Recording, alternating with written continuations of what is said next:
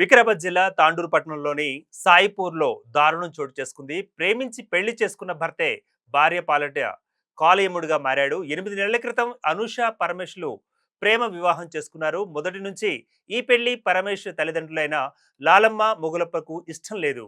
ఈ క్రమంలోనే ఇంట్లో జరిగిన గొడవలలో భర్తతో పాటు అత్తమామలు కలిసి అనూషపై దాడి చేశారు. తలకు బలమైన గాయం కావడంతో ఆసుపత్రిలో చికిత్స పొందుతూ అనూష మృతి చెందింది. ఇక ఈ ఘటనకు సంబంధించిన పూర్తి సమాచారం మా ప్రతినిధి పవన్ అందిస్తారు. పవన్ చెప్పండి, మరి మృతికి సంబంధించిన అప్డేట్స్ ఏమందుతున్నాయి?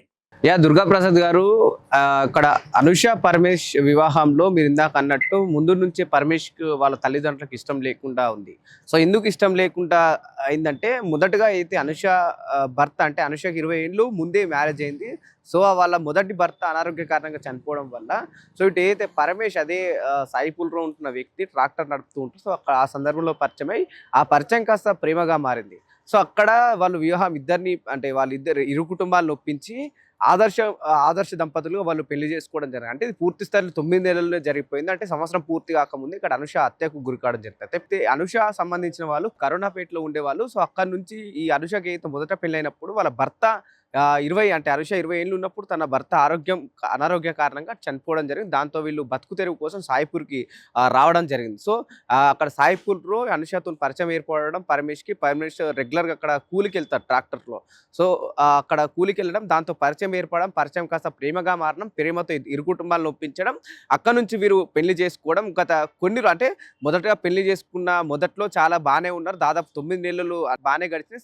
తర్వాత చిన్న సమస్యలు అంటే ప్రధానంగా వరకట్న వేధింపుల విషయం కావచ్చు. ఎందుకంటే వీళ్ళు లవ్ మ్యారేజ్ కట్నం వరకట్నం ఇట్లాంటివి రాదు కాబట్టి సో అక్కడ ఆ పరమేష్కి సంబంధించిన తల్లిదండ్రులు ఇటు పరమేశు అంటే నేను అంటే రెండో పెళ్లి చేసుకున్న కారణంగా లేకపోతే నేను ఫ్రీగా కట్నం తీసుకోకుండా పెళ్లి చేసుకున్నా, నాకు ఖచ్చితంగా నీ నుంచి కట్నం రావాలని చెప్పేసి నగలు డబ్బు కాస్త ఆశించడం జరిగింది. దాంతో అనుష వాళ్ళ అమ్మకు చెప్పడం జరిగింది. అయితే తల్లిగారు కాస్త అంత కొంత మొదట్లో సర్దుబాటు చేసింది. సో వాళ్ళకు పూర్తి స్థాయి అంటే పుట్టకూటికి కూడా లేని వాళ్ళు ఉన్నారు కాబట్టి సో కొన్ని సందర్భాల్లో అరేంజ్ చేసినా మరోసారి అరేంజ్ చేయలేకపోయింది. సో దాంతో అనుషని వాళ్ళ తల్లి తీసుకెళ్లే క్రమంలో పరమేశ్ నడి రోడ్లో అడ్డుపడి విచక్షణ రహితంగా కొట్టడం వల్ల అనుష కాస్త స్పృహ పడిపోవడం, దాంతో అక్కడి నుంచి అనుష కుటుంబ సభ్యులు హాస్పిటల్ తీసుకెళ్లడం జరిగింది. డాక్టర్ పూర్తి స్థాయిలో నిర్ధారించింది. హాస్పిటల్లో తీసుకెళ్లే క్రమంలోనే ఇక్కడ మరణించిందని చెప్పేసి కూడా డాక్టర్ పూర్తి స్థాయిలో నిర్ధారించడం జరిగింది. దాంతో పోలీసులు కేసు నమోదు చేయడం జరిగింది. అక్కడి నుంచి ఇది పూర్తిగా హత్యగా మారిపోయింది కేసు. అంటే ప్రేమించి పెళ్లి చేసుకున్న వాళ్ళు ఇట్లాంటి ఘటనలకు పాల్పడుతున్నారని విషయాలు కూడా అక్కడ ఉన్న డీసీపీ చెప్పడం జరుగుతుంది. దీని మీద అప్డేట్స్ ఇంకా ఎన్ని రోజుల పాటు కొనసాగే అవకాశం ఉంది? మరి శిక్షలు పడే అవకాశం ఉందా? పోలీసులు ఏమంటున్నారు పవన్?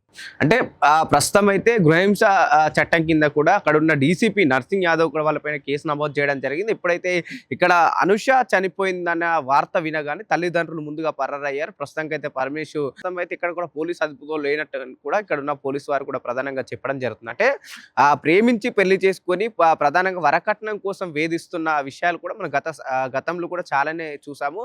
కొన్నిసార్లు వీళ్ళిద్దరి మధ్యలో గొడవైనప్పుడు అంటే సర్దుపుచ్చే ప్రయత్నం చేసిలో ప్రధానంగా ఎవరైతే పరమేశ్ తల్లిదండ్రులే దీన్ని ప్రోత్సహించడం, పరమేష్కి ఇంకా ఒక ఎంకరేజ్గా మారిపోయి అక్కడ నుంచి అనుషని ఇంకా టార్చర్ పెట్టడం. అంటే 20 ఏళ్ళు అంటే దాదాపు మైనర్ నుంచి ఒక 2 సంవత్సరాలు మేజర్గా మారింది. సో అప్పుడప్పుడే తన మైండ్ సెట్ మేజర్గా అవ్వడం, అంటే పూర్తి స్థాయిలో తెలియలేకపోవడం, తను నిజంగానే అంటే మొదటి భర్త చనిపోయిన తర్వాత తను చేసుకుని తప్పు చేసిందా లేకపోతే నిజంగానే మంచి పని చేసిన ఆలోచనలు కూడా తను ఉండిపోవడం. సో తల్లికి పదే చెప్తూ వచ్చినా అంటే ఆర్థికంగా వీళ్ళు ఇబ్బందుల్లో ఉన్నారు కాబట్టి తల్లి కూడా ఏం చేయలేకపోయింది. రైట్ అండి పవన్, ఇప్పుడు మరి ఎటువంటి శిక్షలు పడే అవకాశం ఉందంటారు? అంటే ప్రధానంగా గృహహింస చట్టం కింద కూడా కేసు నమోదు చేసినట్టు పోలీసులు చెప్పడం జరుగుతుంది. అటు పరమేష్ పైన కావచ్చు లేకపోతే వాళ్ళ తల్లిదండ్రుల పైన కూడా పోలీస్ శాఖ వారు సివియర్గా గృహహింస చట్టం కింద కూడా కేసులు నమోదు చేయడం జరిగింది ప్రస్తుతానికైతే. ఎందుకంటే వాళ్ళ అదుపులో లేదు, ప్రస్తుతం అయితే పరారులో ఉన్నారు తల్లిదండ్రులు, Paramesh. Right Pavan, thanks for the update. మొత్తానికి మరి అనుష సంబంధించిన మృతికి సంబంధించిన మరి పూర్తి మరి ఇందులో ఎవరి ప్రమేయం ఎంత ఉంది అన్న కోణంలో కూడా పోలీసులు దర్యాప్తు చేస్తున్నారు. అదేవిధంగా మరి పూర్తి స్థాయిలో శిక్షలు పడతాయా లేదన్నది కూడా పోలీసులే మరి వారు చేయబోయే కార్యకలాపాలను బట్టి మనం అంచనా వేసే అవకాశం ఉంది. Keep watching Andhraprabha.